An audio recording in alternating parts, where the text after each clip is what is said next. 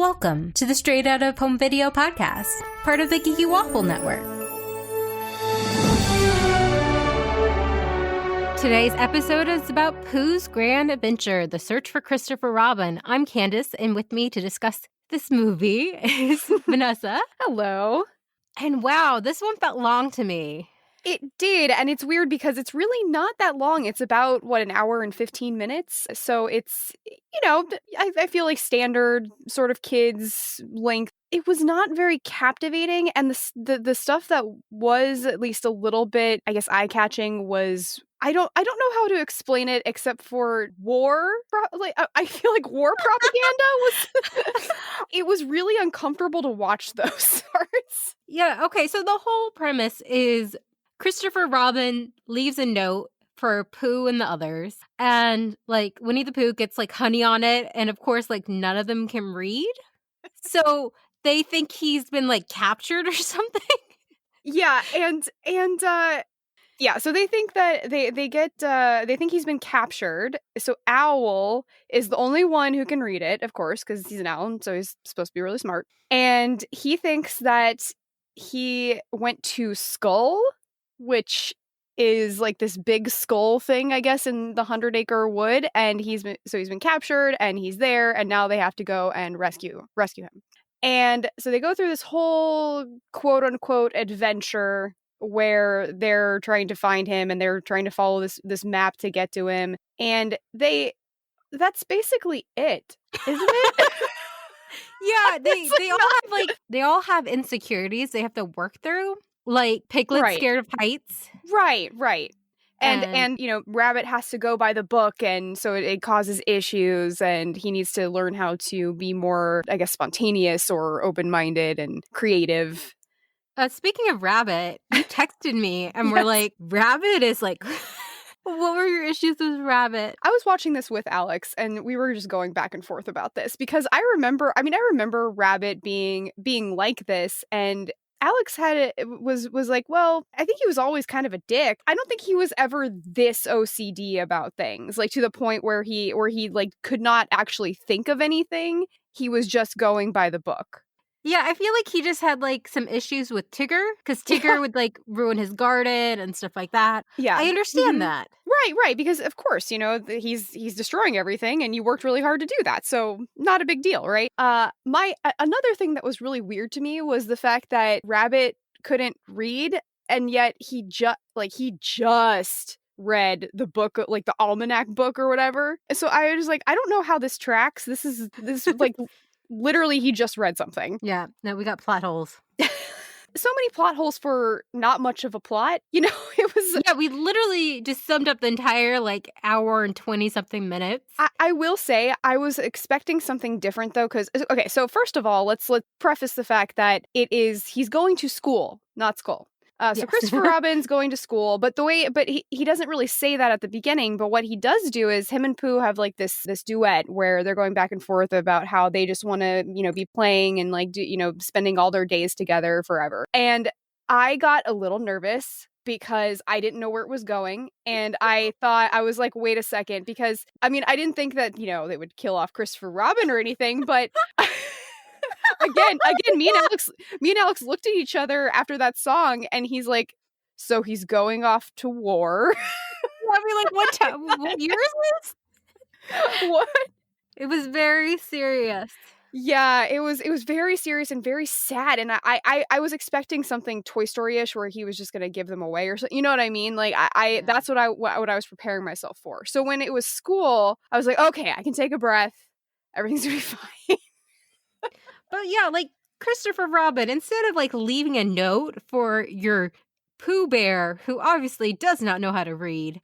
Why wouldn't you just tell him? I know, you guys had this duet. You couldn't find a line to say, I'm going to school. Yeah, it was just, it made it just very ominous, not only to us, but obviously to Pooh, because he was very concerned. Oh yeah, he was terrified. Yeah, so everybody's terrified. Yeah, that was, after the relaxing breath that I took after figuring out that it was school, it all just kind of went downhill from there. I love Winnie the Pooh, and I love all of the, all the characters in that. It was a big part of my childhood. But this just felt very, very forced in a lot of ways. The songs especially. Yeah, I cannot remember a single song. No. And I feel like I don't remember seeing this. This came out in 1997. Yes, Which I we don't were think. still kids, Yeah, but we were like 10. So I feel like I probably maybe I saw it, but I do not remember it at all if I did. me either. But it's not that memorable. So that's That's true too. Yeah, I remember like a bunch of the other Winnie the Pooh things that I watched as a kid, but this Yeah. one, I got nothing. Yeah, yeah. And I mean, again, maybe I just repressed it because of the whole song that Al did, which was just recruiting for the army. And I thought it was very poignant that they were like, well, because he's just like, oh man, the best thing to do is to be in the army and do this. And then they're like, well, are you coming with us? And he goes, oh, heck no. I was like, yeah, I guess that might be how our armed services work. Yeah, get everyone riled up and then being like, bye. I was like, I'm just gonna hide out at my desk job. Okay. He's like, oh, you guys get a chance to go out there. And he's like, really? Yeah. And he's like, I'm not going though. Yeah, and it was funny too because I didn't realize at first that he did not think it said school, it said skull, because he spells out school, but then says skull. And I was like, Alex, I feel like Owl would appreciate the fact that Christoper Robin is going to school. Yeah. That's like his jam. But didn't realize that he thought he was going to skull, which still doesn't make any sense, honestly. But No. such is this movie. It was...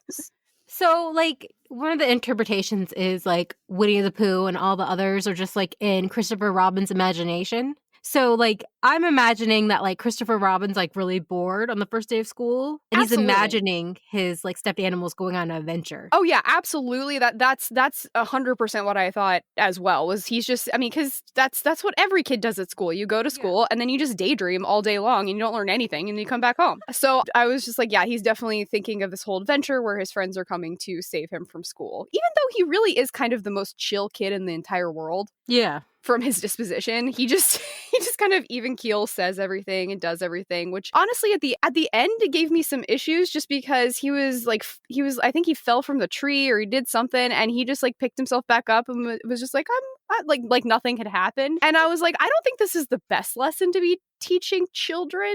There was another part of that earlier where Piglet was trying to get over his fear of heights. So he's climbing to like the tallest part of the tree, and but he at the top of the tree, the branch is very, very weak, and so he is hanging off of it, and it's starting to break. And I was just like, yeah, maybe don't teach kids that to get over your fear. You just do something very, very dangerous. I thought the lesson for this movie was learn how to read. How to read. Yes, that is a good lesson. Well, that is a good lesson. Yeah. Just a few things. Like, this is the first Winnie the Pooh film to have a narrator telling the story without including a book. So there was no book at the beginning. Mm-hmm. True. Right. And Kanga, Roo, and Gopher are all absent. I was also upset about that. I know. I love Kanga and Roo. Yeah. Because of this, Kanga is the only female character throughout the series. So it's the first Winnie the Pooh movie to just be dudes.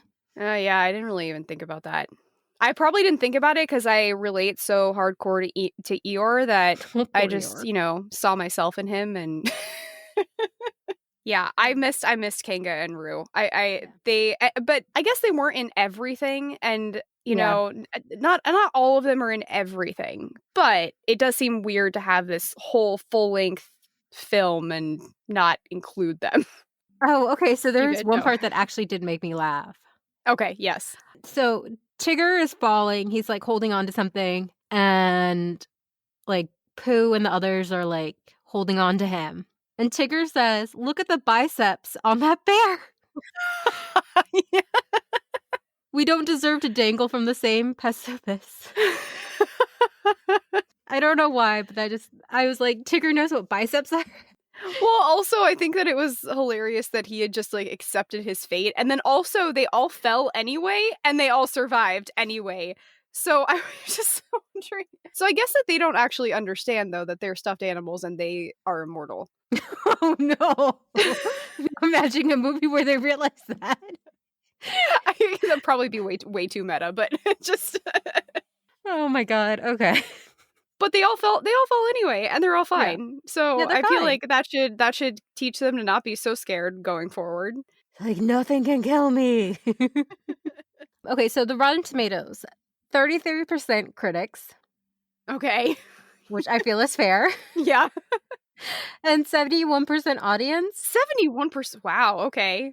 I wonder if preschoolers are rating stuff from Rotten Tomatoes. And I wonder if it's more so just when you're a parent and you're seeing your kid enjoy something, then Yeah, that means you probably enjoy it a little bit more anyway. So I feel like kids might enjoy this just because they're watching, some of their favorite characters. So it's definitely. yeah, Yeah, I definitely think I would have been much more engaged.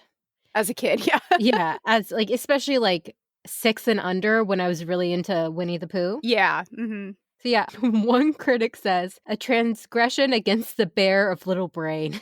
Oh no. I don't think it's like horrible. It's No, just like it's just kind of there. You know what I mean? Like you can kind of yeah, take it or leave it.